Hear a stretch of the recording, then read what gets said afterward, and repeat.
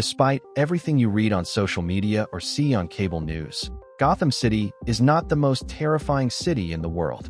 It isn't a concrete hell. Well, it is, but it's more than that. It's a thriving sum greater than its contradictory parts. Everything above 50 floors should be its own neighborhood. That's where the wealthiest residents live. Call it Viorica. We have a glorious nightlife. And despite all the headlines and the bad reputation built around us, millions of tourists visit every year. Don't get me wrong. Crime Alley is like finding a shiv in a prison toilet. Commerce and corruption are the same in many places, where you can't tell the bad guys from the worst ones. But just 5 miles from the shore, we're allowed to have nice things. That's the Iceberg Lounge. We don't discriminate here, rich or poor. Everyone is welcome to understand it all at the Berg.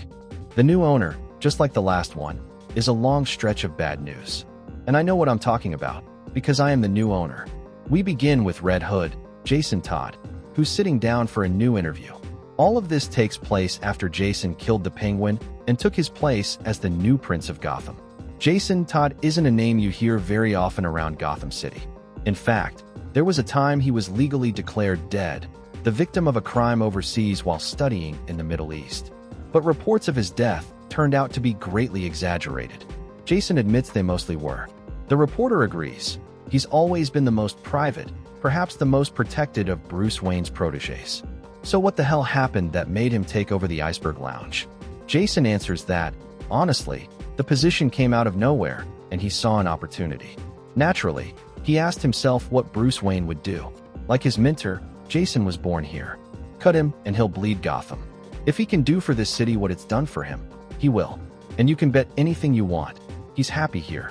Meanwhile, back at Wayne Manor, Alfred can't believe what he's seeing on TV about Jason Todd. Back to Jason. How does he even have time to run a casino while doing his part to clean up this city? That's easy. He has help. Sure, Susie wasn't always the nicest person in the world, but she's pragmatic. He made her an offer. She'll get her hands dirty for him, and he'll pay her a fortune. The rest of the Sue sisters, well, what can he say? He's an only child. He could never break up a family. Blanc turned out to be a genius with numbers. She's the creative accountant of the casino. Candy volunteered to join the wait staff, ears on the ground. Suspicious? Maybe a little. Anastasia, all things considered, was born for the stage. Not everyone enjoys being the bad guy. Knight doesn't trust anyone. They're very much alike in that regard. And finally, there's Wingman. Literally, he's Wingman. Jason supposes it's a long story, though he hasn't asked. It takes a village, but the place runs smoothly. Suddenly, the conversation is interrupted. A few people claim the game is rigged. They shout that the wheel is fixed. There's no way they should be losing this much. Knight asks them to calm down, but they insist on getting rough. Has she ever heard of the Falcone family? One of them sneers. One word from them, and this place will end up in the bay. Jason approaches them and says he hopes that won't really happen. Then he wishes them a good night. What can I do to make this the most unforgettable night of your lives? Because I will. The men greet the owner of the place and demand he fire that cheater. Jason tells them that's quite an accusation. He asks them to calm down. He'll investigate the situation. In the meantime, they should let Miguel show them to their exclusive suite in the igloo. The word exclusive catches their attention, and they agree. Bunker escorts them away. There's one last team member to introduce, Miguel Jose Barragan. He used to be part of the Teen Titans as Bunker. He's a lot more than he seems. After walking through a few hallways, they arrive at the suite. Take a deep breath, Miguel says.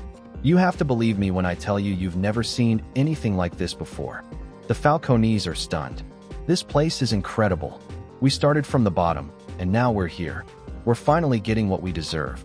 Miguel says he's sure no one will argue with that. Suddenly, they're trapped. The men pound on the door, demanding to be let out, but Jason sends them straight into the bay. Think it'll stay airtight all the way back to the Mayans? Red Hood asks. Probably, Miguel replies. That's what I'm counting on. Miguel is as loyal as they come, like a better-dressed, smarter version of Bizarro. Maybe in more ways than Jason would like to admit. We then get a small flashback, something we hadn't seen in previous comics. Red Hood finds Bunker. Is this what it looks like? Jason asks. This is all that's left of the prison, Bunker replies. You told me to tear it down, and that's what I did. Although, This place is a real sinkhole. I think I got carried away. Red Hood tells him not to be too hard on himself. Bunker asks what happened to the Solitary. Jason says he's dead now. There's a reason Solitary kept you locked up.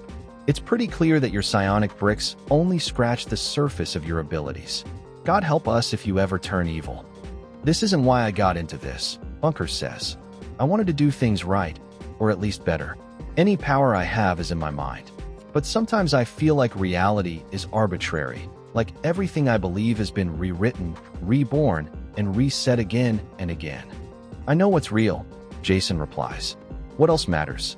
A loaded gun in the hands of a confused teenager. What could possibly go wrong? Sometime later, Jason is with Susie. When Alexander saw the breadth of his domain, he wept, for there were no more worlds left to conquer, Jason says. Is that what you're doing here? Conquering? You sold them this as a way to go legit, Susie replies. It's just a saying. Now we're going down the right path. Suddenly, they see a bright light. Jason tells Dog to come with him, to stay away from the door. Should I warn him, he thinks. I'll handle this, boss, Susie says. Batman enters and lands a heavy blow. Jason had been thinking about warning her about the situation, but Batman was going to act anyway, and so was she. It's Batman, after all. Can I help you with something? Jason asks. You're already out of line, Batman replies. If you think I'm going to sanction another one of your attempts to play the villain, to infiltrate Gotham's underworld, you're mistaken. Jason tells him he's completely wrong. The Penguin disappeared on his own. Jason simply took advantage and acquired the casino. Batman says that if anyone else had told him that, he might have believed it. But he's trusted Jason more than once, and Jason betrayed him. Jason asks if it bothers him that he doesn't fall in line like the rest of his Bat Brats, that he has a mind of his own. He's here now, and Batman will have to deal with it. The Dark Knight tells him he gave him a chance after his recent loss, but Jason chose to come back, and that was a fatal mistake. Jason says he's not about to deliberately quote a beautiful woman, but everyone here is good people. And if Batman wants to throw him in prison, well, maybe not. He just had a better idea. It was Red Hood who shot Penguin in the face. But he supposes Batman will come up with a perfectly reasonable explanation to the Gotham City Police as to why he's arresting one of his adopted sons on charges of attempted murder. Honestly, Jason is looking forward to telling his side of the story in court. He's sure Vicky Vale will want the exclusive. So what's the holdup? Why won't Batman cuff him? If he wants, he can go ahead and try to convince them to send Jason to Arkham Asylum. Wouldn't it cause quite a stir if he ended up in the Joker's old cell, wouldn't it? It seems Jason had planned this from the start, because Batman has no choice but to leave. Jason tells his father that he's welcome to visit the casino anytime. He thinks this went pretty well, considering that every other exchange between them usually involves trying to smash each other's heads in. He doesn't hate him anymore. He just can't be him. He wasn't lying about Penguin. He did escape, but only into a panic room right here in the Iceberg. As Jason said, he took advantage and locked him inside. It's funny how people often become the main architects of their own downfall. Jason is going to take apart Cobblepot's entire operation, one block of ice at a time. And of course he will. The best part is, he couldn't have done it without him. Penguin can't see through this one-way illusion of depth. He wouldn't hear anything even if Jason threw a bomb at the glass. And he can't hear a sound Jason doesn't want him to.